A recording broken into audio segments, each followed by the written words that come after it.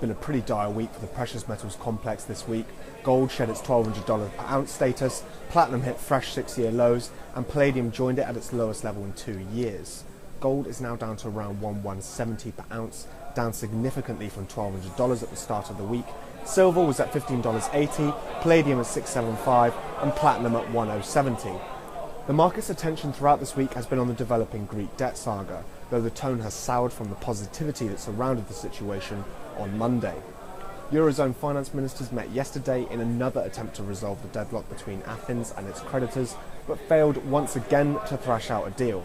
European politicians will now be preparing for talks to resume on Saturday, though should Greece not have some form of deal in place by Sunday night, then the chances of the country averting a default on that huge payment to the IMF will start to look exceedingly slim.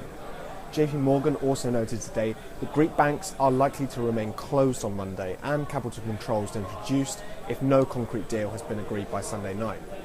Still, what this all means for gold is that the money moving into equities as positivity builds around the prospect of a deal.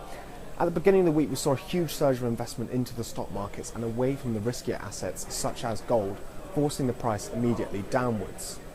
As we approach the end of the week, however, European bourses in particular are now looking slightly weaker, which is seeing gold hold up for the time being.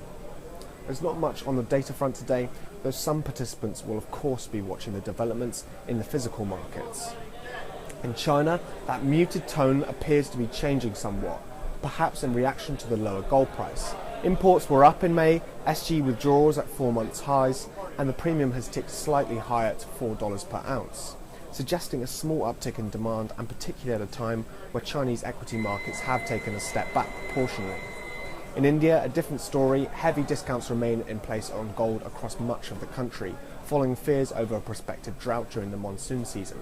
What is worth keeping an eye on, however, is news of better than expected rainfall across some areas of the country, which is prompting many of India's farmers to accelerate some crop preparations.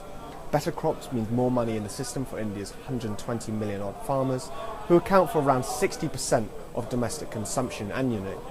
This is Ian Walker reporting for the Bullion Desk, down here at the London Metal Exchange.